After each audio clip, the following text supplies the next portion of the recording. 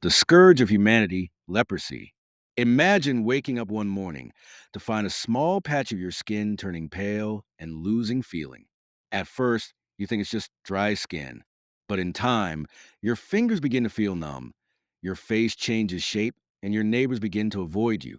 You don't know why this is happening, and neither do they. Over time, you're forced to leave your home, live far away, and survive in silence.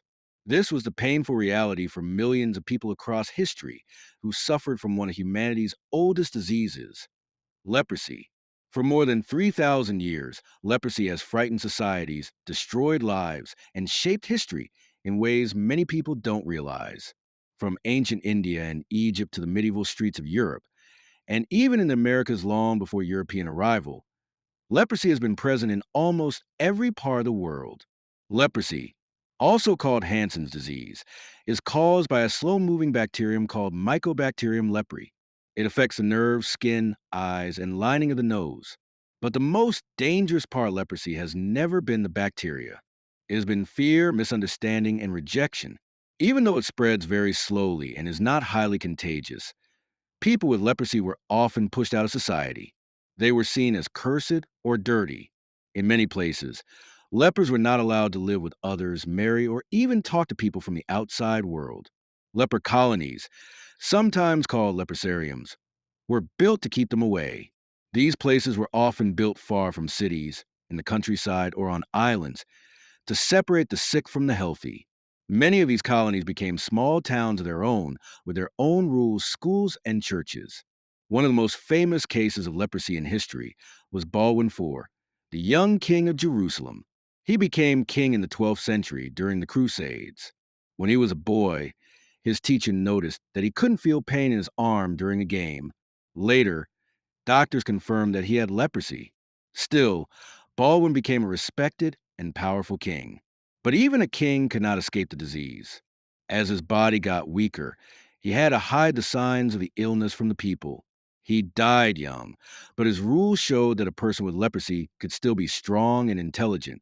In Europe, leprosy was often linked with religion. Many believed it was a punishment from God. People with the disease were sometimes forced to wear bells or clap wooden blocks to warn others they were near. Others were made to dress in special clothes and attend their own church services, separated from healthy people. Churches built small windows in their walls so lepers could hear Mass from outside. During the Middle Ages, there were thousands of leper houses across Europe. These were places where the sick could stay, usually supported by the church.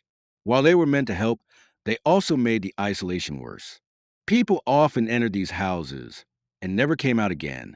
But leprosy is not just a disease of the past, it still exists today. In the modern world, about 200,000 new cases are found every year, mostly in Asia, Africa, and South America. Thanks to medicine, leprosy can now be cured.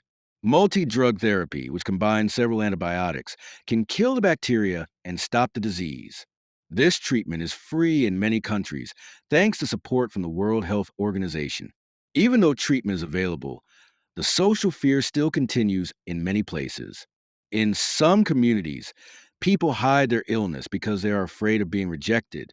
This delay in treatment makes things worse and increases the chance of permanent damage to the body. Some scientists used to believe that leprosy was brought to the Americas by European explorers. But recent studies show a different story. Research published by Science magazine explains that leprosy was already in the Americas before Columbus. In fact, ancient bones from armadillos and human remains show signs of the disease. This changes what we thought we knew. It suggests that leprosy may have been spread by animals or by people moving between Asia and the Americas long ago. In some parts of the world, armadillos still carry the bacteria that cause leprosy. People who handle or eat armadillos can get infected. This shows that leprosy is not only a human disease, but one shared with animals too. In ancient times, leprosy was also known in India and China. Old medical texts from India describe the symptoms clearly. Ancient Egyptian records also mention skin diseases that scientists now think were likely leprosy.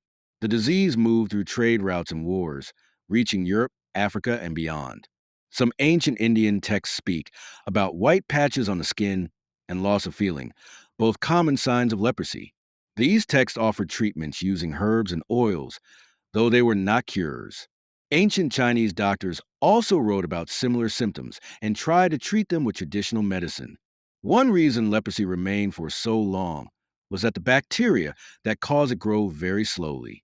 It can take 5 to 20 years for symptoms to appear. This made it hard to know where the disease came from or how it spread. Also, 95% of people are naturally immune to it, so outbreaks were often slow, but lasting. A person could be infected and live a normal life for many years before showing any signs. Because of this, the disease was mysterious and frightening. People didn't understand it, so they imagined the worst. Myths spread, saying leprosy was caused by sin, bad spirits, or even punishment from the gods. Today, we understand the science of leprosy better than ever. We know how it spreads and how to treat it, but the emotional and social effects still hurt many people. In some countries, people with leprosy are still rejected by their families and communities. Children are kept out of school, and adults are refused work.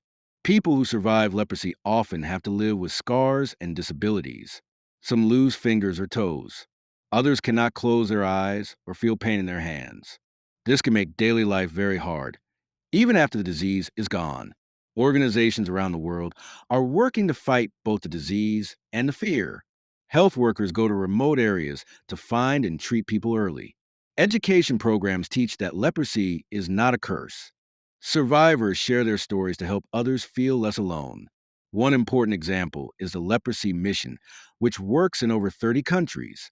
They help patients get medicine, surgery, and emotional support. Other groups like the WHO and the Global Partnership for Zero Leprosy also work to end the disease forever.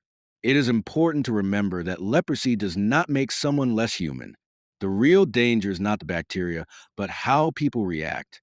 Fear and hate have done more damage than the disease ever could. We must learn from history and treat people with kindness, no matter what they suffer from. Leprosy may be one of the oldest diseases in the world, but it should not continue to be a curse. With medicine, education, and compassion, we can end its power over people's lives. The past cannot be changed, but the future can be written with hope and healing.